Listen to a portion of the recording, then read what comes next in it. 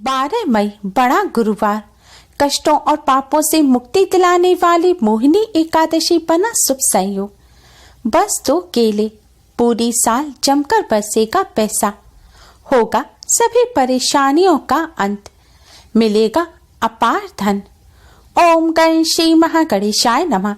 राधे राधे दोस्तों, कैसे हैं आप सब। दोस्तों, हिंदू धर्म में मोहिनी एकादशी को सभी एकादशियों में श्रेष्ठ माना गया है। मान्यता है इस दिन भगवान विष्णु ने मोहिनी का रूप धारण किया था। भगवान विष्णु के भक्त इस दिन एकादशी का व्रत रखकर उनके मोहिनी रूप की पूजा उपासना करते हैं। मान्यता के अनुसार मोहिनी एकादशी के व्रत के प्रभाव से सभी प्रकार के पाप और दुखों का नाश हो जाता है। मोहिनी एकादशी का व्रत वैशाख मास की शुक्ल पक्ष की एकादशी को रखा जाता है। इस बार यह एकादशी 12 मई दिन गुरुवार को है। मोहिनी एकादशी के व्रत के महत्व का वर्णन पुराणों में मिलता है। इस एकादशी का व्रत करने से व्यक्ति को जन्म जन्मांतर के पापों से मुक्ति मिलती है। यदि जाने अनजाने में कोई पाप किया गया हो तो इस व्रत के प्रभाव से उन पापों से भी छुटकारा मिल जाता है।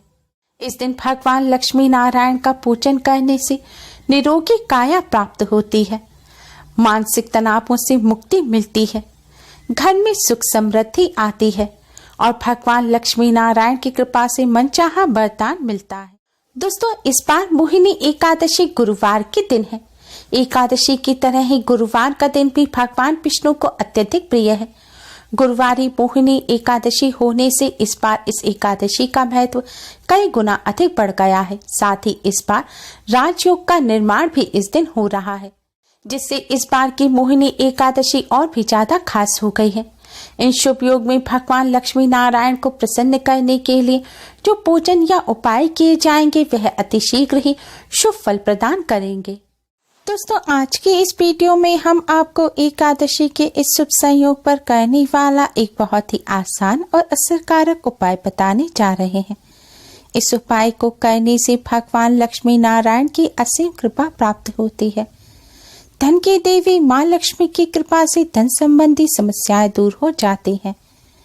भगवान लक्ष्मी नारायण की कृपा से कष्टों से छुटकारा तो मिलता ही है, साथ ही मनचाहा वरदान प्राप्त होता है और घर में सुख समृद्धि आती है। दोस्तों, वीडियो में आगे बढ़ने से पहले वीडियो को लाइक कर अपने फ्रेंड्स के साथ शेयर जरूर करें। अगर आपने हमारे चैनल को अभी तक सब्सक्राइब नहीं किया है तो यूजफुल वीडियोस के लिए चैनल को सब्सक्राइब कर बेल आइकन को भी जरूर दबाएं। दोस्तों, भगवान लक्ष्मी नारायण को प्रसन्न कर भगवान लक्ष्मी नारायण की कृपा प्राप्त करने के लिए और मनचाहा वरदान प्राप्त करने के लिए आप 2 साबुत पीले केले लें। दोस्तों, आपको ऐसे 2 केले लेने हैं जो एक साथ डंडी में ऊपर से जुड़े हुए हों। केले लेने के बाद आप इनको अच्छी तरह से पानी से धोकर साफ कर लें। अगर आपके घर में गंगा जल है तो गंगा जल का इन पर छिड़काव कर इन्हें शुद्ध कर लें। अब इन दोनों केलों को आप एक प्लेट में रख लें। दोस्तों, पूजा शुरू करने से पहले स्नान कर स्वच्छ वस्त्र धारण करें। हो सके तो पीले रंग के वस्त्र पहनकर ही आप यह पूजन करें, नहीं तो आप पीले रंग का रुमाल या फिर दुपट्टा सिर पर ढककर भी पूजन कर सकते हैं। ध्यान रखें, नीले या काले रंग के वस्त्र पहनकर यह पूजन ना करें।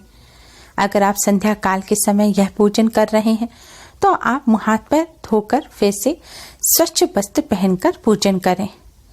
अगर आपको कोई स्वास्थ्य संबंधी समस्या है तो आप बिना स्नान किए मुँह हाथ धोकर गंगा जल का छिड़काव कर भी यह पूजन कर सकते हैं। दोस्तों, केले की यह प्लेट अब आप अपने मंदिर में रख दें और एक कटोरी में साफ पिसी हुई हल्दी लें। हल्दी में शुद्ध जल या गंगा जल मिलाएं। अब आप इस हल्दी से सबसे पहले भगवान श्री गणेश को तिलक कर भगवान श्री गणेश को प्रणाम करें।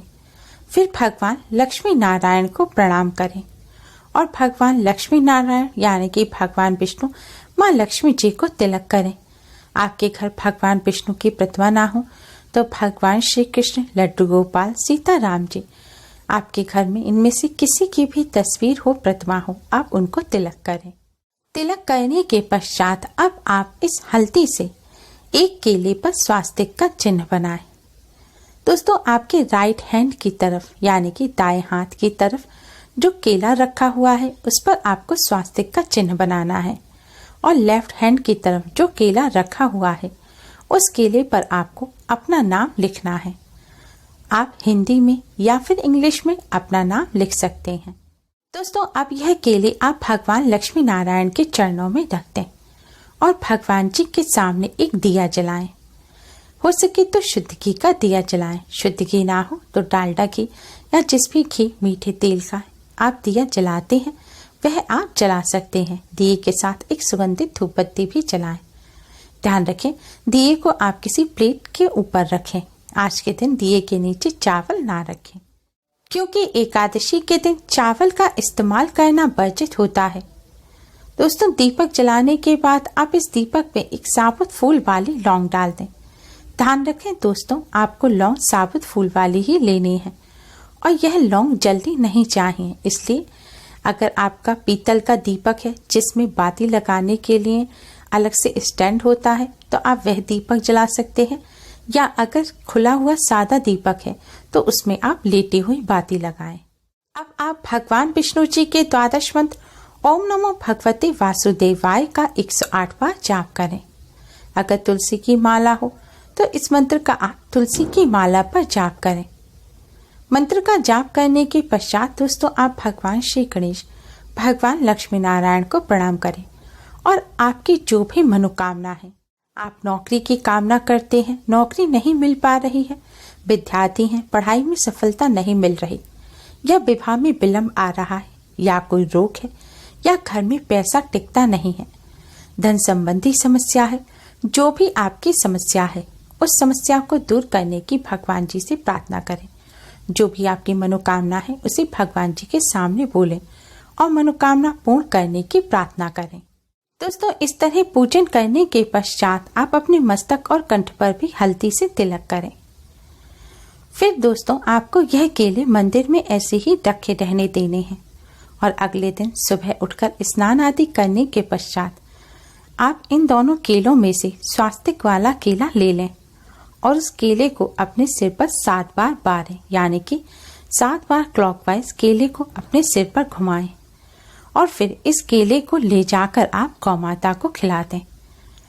सिर पर केला बांटते समय और गौ माता को खिलाते समय आपको ओम नमो भगवते वासुदेवाय मंत्र का मन ही मन जाप करते रहना है।